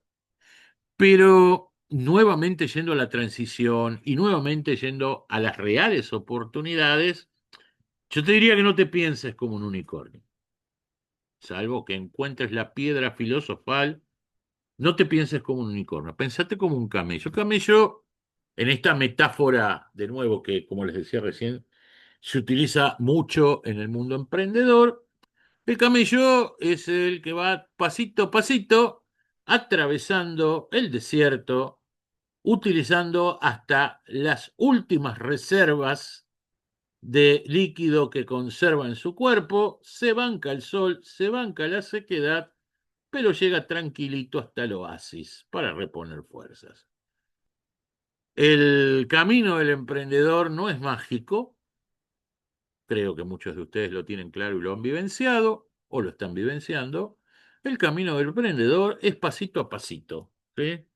Y hoy es más para correr o para pensar en correr carreras de resistencia que grandes sprints. Por eso, la mejor forma que yo digo de crear hoy un emprendimiento que pueda consolidarse, que pueda ser sostenible en el largo plazo, es hacerlo a la vieja usanza yankee, como se dice, con el concepto del bottom-up. No imagines el gran plan de negocios, no imagines la gran escalabilidad a partir de capitales de riesgo, sino construí a partir de pequeñas ideas, ideas prácticas, ideas que solucionen problemas concretos que te permitan construir un negocio que llegue al punto de equilibrio y a partir de ahí después dar otro pasito e ir jugando con la idea del incrementalismo, que a propósito del concepto estratégico fundamental para un emprendimiento nuevo es el central de toda estrategia. De la misma manera que te decía que la diversificación agresiva hacia empresas de base tecnológica es el punto central de lo que creo yo conveniente hoy para una gran corporación, de la misma manera que te decía que la política de alianzas, una cultura absolutamente abierta hacia la asociatividad múltiple, es el punto de una estrategia consistente para una pyme. Te digo que el incrementalismo y esta idea del bottom-up pasa a ser un elemento fundamental para quien está comenzando a gestar un emprendimiento. Y en esto, también para los emprendedores, a propósito de esto del bottom-up y del emprendimiento, de la incrementalidad, perdón, les recomiendo que adopten lo que habitualmente se llama el pensamiento de rana. ¿Saben lo que es el pensamiento de rana? ¿Escucharon alguna vez hablar de esto del pensamiento de rana? ¿No? Bueno, a ver, te cuento, Juan.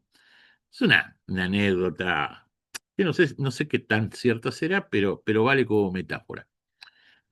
Pues es que se dice que una rana piensa, piensa entre comillas, ¿no? En términos de dos grandes, piensa y decide en torno a dos grandes dimensiones. Es más grande o más chico que yo y se mueve o no se mueve. Entonces la rana combina estas dos variables. Entonces dice, si algo es más grande y no se mueve, bueno, no pasa nada, es un refugio. Es un tronco, una roca, atrás de la cual me puedo esconder. Si algo es más chico y no se mueve, ni siquiera merece que le preste atención. Será alguna basurita, alguna cosa que quedó por ahí. ¿Qué pasa con las cosas que se mueven? Si son más chicas, es comida, me las como. Si son más grandes, me van a comer a mí. Entonces, lo mejor, jóvenes amigos, para los emprendedores de este momento es adoptar el pensamiento de rana. Es preferible un negocio pequeño que se alimente de microsegmentos y que se vaya consolidando a partir de ahí que tratar de dar un salto demasiado rápido y demasiado pronunciado y caer en las fauces de alguien más grande y que adicionalmente tal vez se mueva más rápido. Profe, Sí, querida amiga.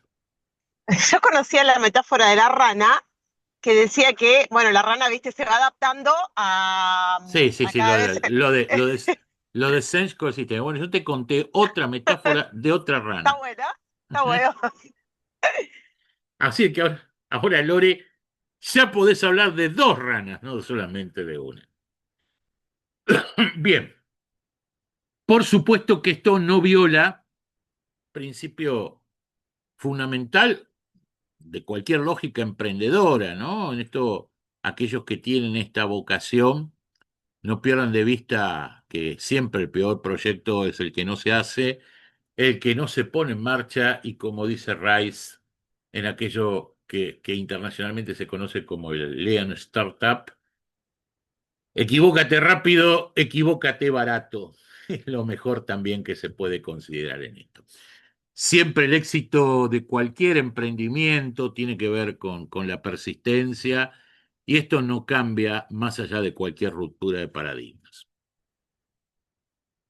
¿Qué pasa si sos un profesional autónomo? Vamos a cambiar de foco, ¿no? Te hablé de la gran corporación. Como fíjate, los principios estratégicos son absolutamente distintos. Más allá de que estamos en el mismo territorio, y esto, perdón, no me detengo un instante acá antes de avanzar con lo de profesional autónomo.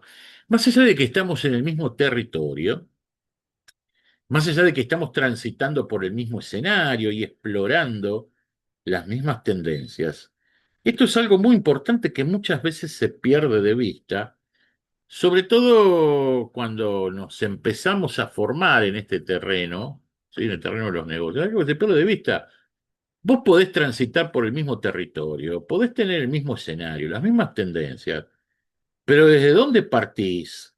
Desde tu rol de observador. El mundo tiene un cariz totalmente distinto. El problema surge cuando vos no partís de cómo ese escenario que imaginás contextualiza tu propia realidad. Por eso insisto hasta aquí. De ninguna manera una gran empresa puede concebir los puntales de su estrategia de la misma manera que una pyme, de la misma manera que un emprendedor. Parece obvio, pero muchas veces se pierde de vista. ¿Qué pasa si sos un profesional autónomo?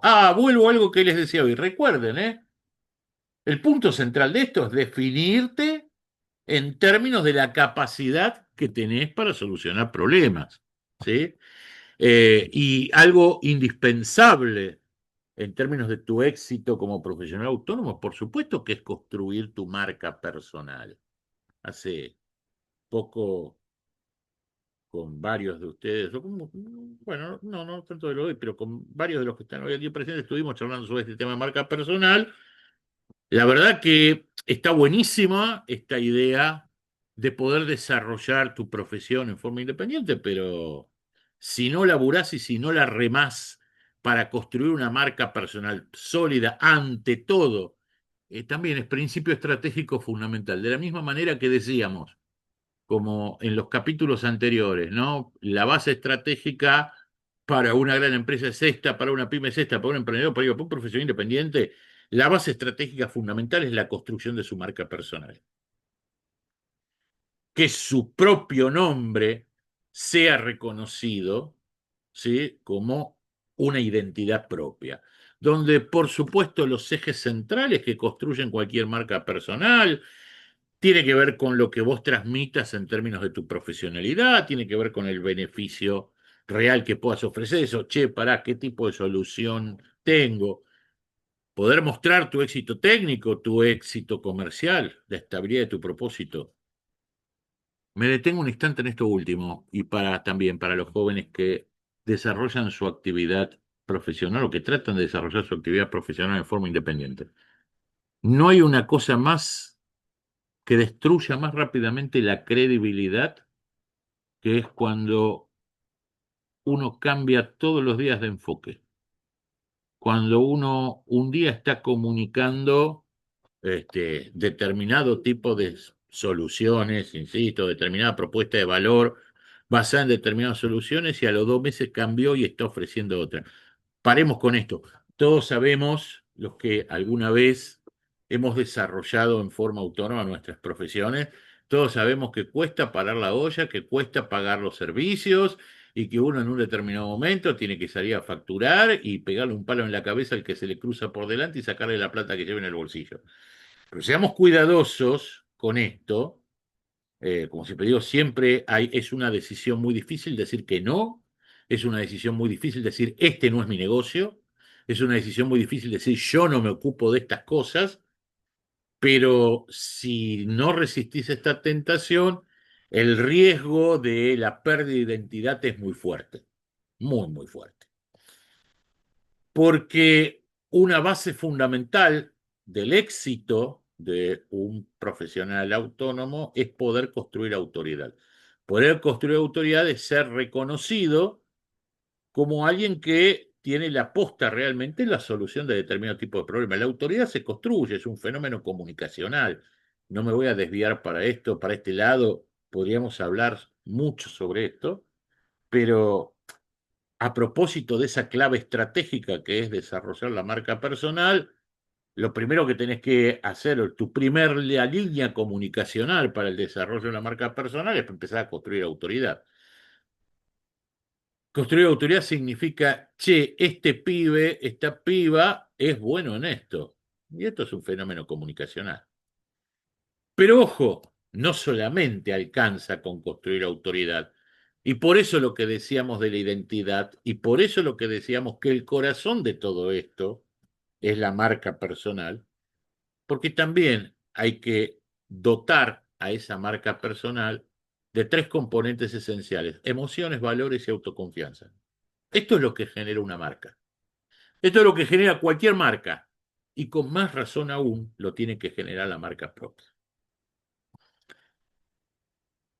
En este sentido, sí hay una coincidencia importante con lo que decíamos en otros capítulos, que es la idea de trabajar en red. Uno no se concibe o cuanto menos no debería ser razonable la idea de, por supuesto, si adicionalmente sos chiquito, construir estructuras, esto es un disparate, tener asociaciones demasiado rígidas. No, pensalo en términos de red, pensalo en términos de asociaciones flexibles, pensalo como también digo muchas veces en términos de yo, sociedad anónima, ¿sí? Y TG, ¿sí? TG alianzas por todos lados. La vida profesional me tienta mucho siempre hablar de estas cosas. Les doy unas ideas adicionales, sobre esto.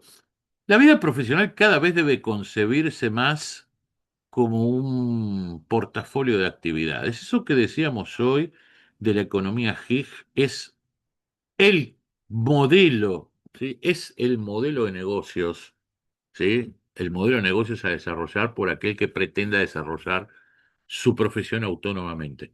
Todo eso que veíamos hoy, desde el multitasking, del trabajo remoto, de los contratos eventuales, de los contratos por demanda, de la gestión de proyectos, todo eso son los condimentos del portafolio de negocios que hoy tiene que tener un profesional. A mí, un poquito más simbólicamente, me gusta llamarlo la estrategia de la hidra, ya que hoy les contaba a propósito de mitos y de viejas leyendas helénicas. Hoy les contaba cuando empezábamos, les contaba los de Casandra, lo del síndrome de Casandra, y si no tienen en un determinado momento tampoco presente esto, les cuento el por qué esta metáfora que yo uso de la hidra o de la estrategia de la hidra. La hidra era un monstruo mitológico. Era un monstruo mitológico que tenía muchas cabezas, pero lo que realmente lo hacía prácticamente indestructible era que cuando le cortabas una cabeza, inmediatamente le nacían dos en el lugar donde se la habías cortado. Cuenta la mitología, ¿sí? Que finalmente el único que pudo vencer a la hidra fue Hércules, ¿sí? Porque era tan fuerte que aplastó con su mazo todas las cabezas en forma simultánea. Pero cuando yo utilizo esta metáfora de la estrategia de la hidra, en realidad, lo que les quiero decir, no se queden aferrados a un único modelo de ejercicio de su profesión, no se queden centrados en una única forma de trabajar desde este punto de vista, no pierdan el enfoque, construyan su autoridad, que su marca personal sea una cosa sólida, pero no manejen un único proyecto, manejen varios proyectos, sinergizados entre sí, con conexiones, pero manejen varios proyectos, no se queden en uno solo. En todo caso, si lo van a pensar, otra metáfora que a mí me gusta mucho, si lo van a pensar en términos del modelo de ingresos, porque como yo le decía, ¿no? Probablemente es lo que cada uno de quienes ejercemos o hemos ejercido nuestra profesión en forma autónoma, no nos podemos sacarnos de la cabeza, ¿no? Pero corre para todos esto cada vez más en términos de esto que les decía hoy, de la licuación de ese concepto tradicional de empleo. Creo que esto que en este momento caracterizamos o definimos como el modelo de desarrollo de un joven profesional o de un profesional autónomo en general, digo, me parece que poco a poco, más grandes o más chicos, todos vamos hacia eso. Nunca pierdan de vista que cuando uno quiere llenar un balde con agua, puede hacerlo de muchas formas. Puede hacerlo con una gran manguera o puede hacerlo con varias mangueritas chiquitas. Para aquel que está pensando en crecer en forma autónoma como profesional, si me permiten, les recomiendo que opten por un modelo de ingreso que llene el balde con varias mangueritas. ¿Sí? No imaginen, ¿sí? No imaginen el modelo de la gran manguera, porque el modelo de la gran manguera tiende a desaparecer. Y si hablamos de un portafolio de actividades personales, los modelos de grandes mangueras son hipervulnerables. O sea, paulatinamente hay que ir mutando al modelo de múltiples mangueritas. ¿Sí? Te los dejo también para pensar. Si querés un poquito más atrás y en homenaje a alguno de los presentes que sé que atraviesa esta etapa, si estás estudiando, refuerzo algunas de las cuestiones que de alguna manera mencionábamos cuando hablábamos de los profesionales recién, ¿no? Si estás estudiando, acordate que lo importante no es lo que dicen que sabes hacer,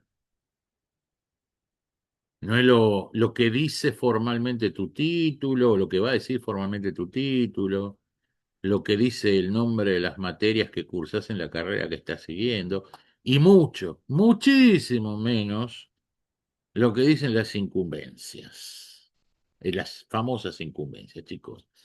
Las incumbencias profesionales, las llamadas incumbencias profesionales, están en el cementerio bajo una lápida.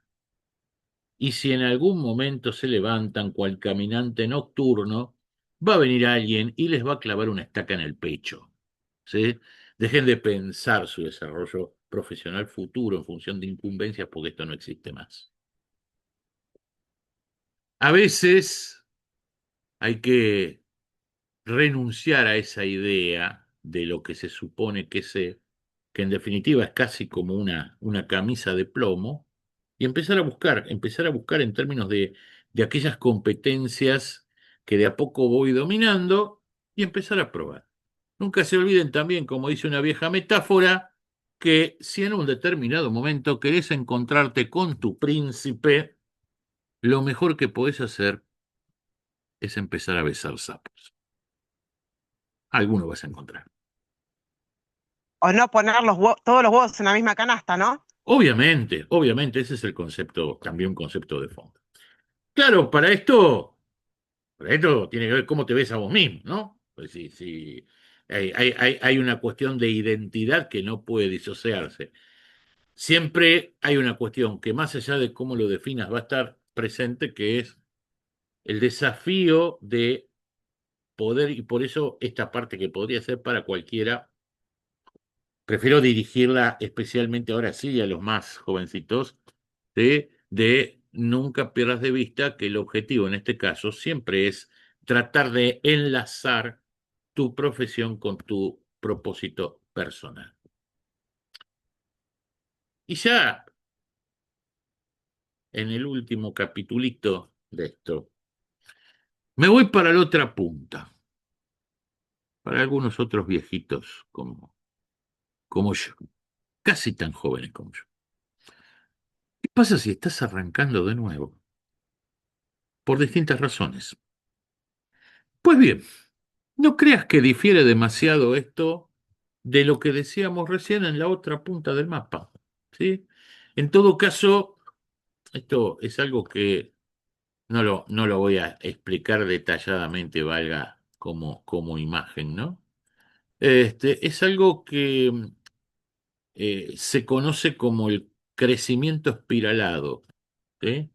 La posibilidad de un profesional senior o la profesionalidad de un tipo, la posibilidad del tipo que se está reconvirtiendo, cualquiera haya sido su recorrido hasta ese momento, es precisamente la idea de poder encarar en serio un modelo holístico e integrativo que trascienda lo que hizo siempre. También tiene el desafío de reinventarse, es bastante parecido a esto que decíamos del portafolio de actividades, o si lo querés, de la estrategia de la Hidra. Sí es importante para el senior, obviamente tener un plan claro de hacia dónde está apuntando, como solemos decir, no tirar no tirar cartuchos al voleo a aquel le pego, ¿sí? La necesidad de enfoque, claro, es mucho mayor, la necesidad de ordenar claramente las prioridades es mucho mayor, de ser riguroso en la construcción de ese modelo de ingresos es mucho mayor, sin lugar a dudas, de establecer metas específicas es mucho mayor. Pero Paradójicamente, y a pesar de que muchos creen que están transitando el último tramo de la carrera, digo que están atravesando la última recta, me parece que es, y por eso digo es una gran paradoja, el momento donde más hay que ser capaz de pensar a largo plazo. ¿Sí? No quiere decir que los otros no deben hacerlo. Yo diría que yendo a la otra punta, que algún jovencito que está dando sus primeros pasos todavía tiene algún margen de darse el lujo de ser cortoplacista. El que ya ha doblado ese último tramo de su carrera, que por supuesto puede ser más brillante que todos los anteriores, no puede darse el lujo de no mirar a largo plazo. Y hay algo absolutamente movilizador para ese tipo de perfiles, que es decididamente, y por eso hablamos del perfil holístico e integrativo, de concentrarse realmente en dejar huella en aquello que hagan. Más allá de toda esta carita, a todos ellos, a las grandes corporaciones, a las pymes, a los emprendedores, a los profesionales autónomos, a los jovencitos y a los viejitos. Cualquier tipo, más allá de estas columnas centrales de la consistencia estratégica que tiene que ver con cada uno de esos casos, ¿no? Recuerdan, les dije, si son una gran corporación, diversifiquen agresivamente hacia áreas de base tecnológica. Si son una pyme, construyan una diferenciación muy fuerte y apóyense en la asociatividad como modelo de crecimiento. Son emprendedores, piensen como ranas, construyan un enfoque de bottom-up, ¿sí? Y de fuerte escalabilidad en forma incremental. Y son profesionales autónomos, trabajen fuertemente su marca personal como punto de partida de cualquier diferenciación y construyan un portafolio de múltiples actividades que refuercen esa marca. Empiecen a pensar si están dando los primeros pasos en términos de cómo comenzar a pensarse como un solucionador más que en términos de una incumbencia profesional seguramente vetusta. Y si están dando los últimos pasos, no se den el lujo de no poder pensar a largo plazo, pero por sobre todas las cosas, cualquiera sea la situación, sostengan una actitud de crecimiento, borren el no puedo hacerlo. Como les dije en un momento, es mentira que no hay oportunidades. Hay serias amenazas, pero hay oportunidades para todos y en espacios absolutamente diversos y dispersos. Y cualquiera de esas oportunidades puede explotarse al máximo si somos consistentes en la estrategia. Si alguien lo está pensando, dejen de victimizarse. Ay, qué época de mierda que me toca vivir. Ah, qué jodido que es esto. Ay, en mi empresa. Ay, no, no, dejen de victimizarse. ¿Sí? Aún en la peor lluvia, armen su propio dibujito del sol. Y si, por supuesto, a propósito de actitudes, traten de cultivar esta idea de la antifragilidad, ¿no? De poder ser capaces de prosperar en el medio del caos, porque es absolutamente posible. Sáquense el estigma de que no pueden equivocarse, está permitido fallar, por supuesto que está permitido fallar, y es adicionalmente lo más habitual, y como mi viejo amigo el coyote bien lo sabe, las frustraciones son monedas corrientes, hay que asumir. Eso sí, si me permiten una recomendación final o casi final. En cualquier ámbito y se muevan como se muevan, aléjense de la gente tóxica. ¿Y quiénes son tóxicos naturalmente en esto? Los pesimistas, los quejosos, los hiperperfeccionistas. No importa si son tus socios, tus empleados, te van a tirar para abajo cualquier cosa. Echale flit, escapate de ellos. Bueno, se nos ha ido volando el tiempo que habíamos previsto, más allá de que, por supuesto, estoy y me pongo a disposición de ustedes para discutir e intercambiar ideas sobre lo que quieran. Permítanme que tome formalmente estos últimos minutitos del tiempo acordado para contarles una breve historia. Que es la historia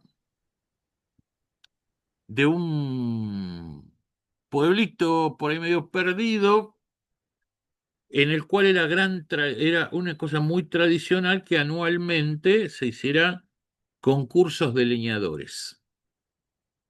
¿Ven? Pueblito construido en torno a la industria maderera, a una industria a una forma bastante tradicional, y en el cual todavía el oficio por naturaleza, el héroe del pueblo, era el leñador. Entonces era muy común que anualmente, como una suerte de gran festividad local, se hicieran concursos de leñadores. A ver quién hachaba en menos tiempo más tocones. Y en ese pueblo había un histórico, ¿sí? Un histórico campeón, ya entrado en años, por supuesto, que nunca lo habían podido derrotar. Un día, en esa celebración, llega un visitante de otra comarca, un joven muy robusto, musculoso, presionaba con su porte y lo desafía, ¿sí?, al viejo campeón.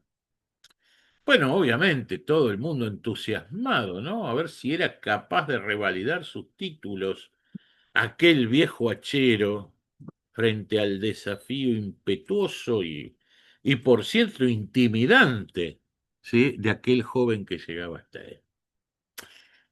Bueno, llega el momento, los jueces alinean, como es habitual, los tocones que tienen que cortar, ponen en marcha, ¿sí?, el reloj y empiezan los dos a hacer su trabajo.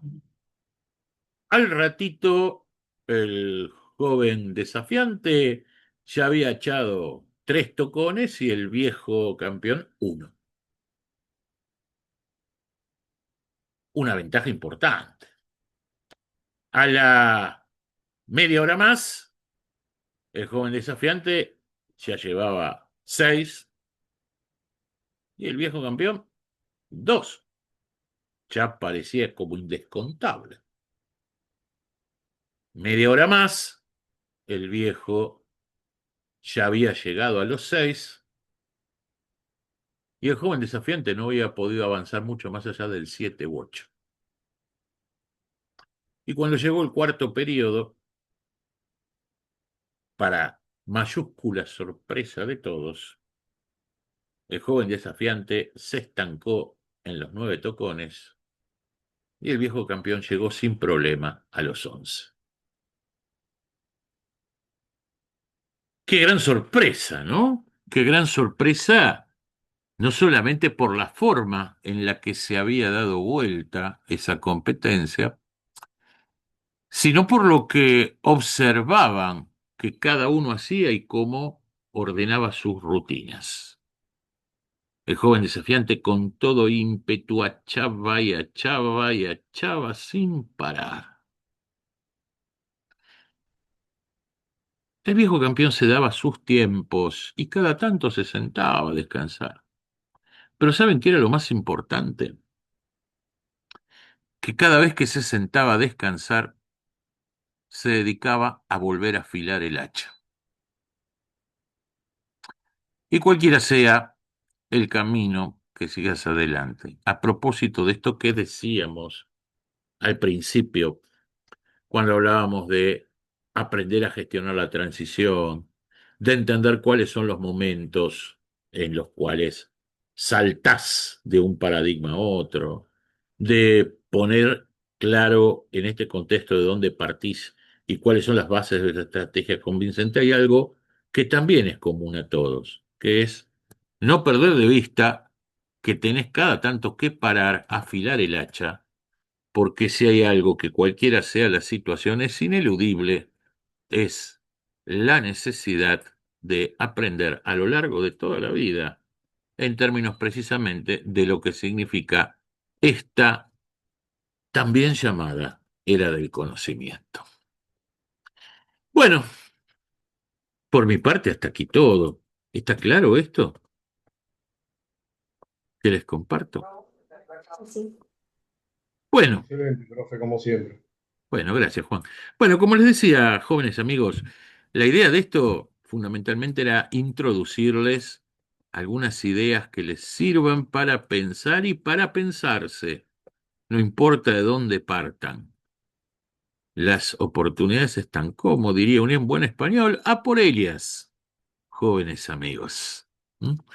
En lo personal, un gusto realmente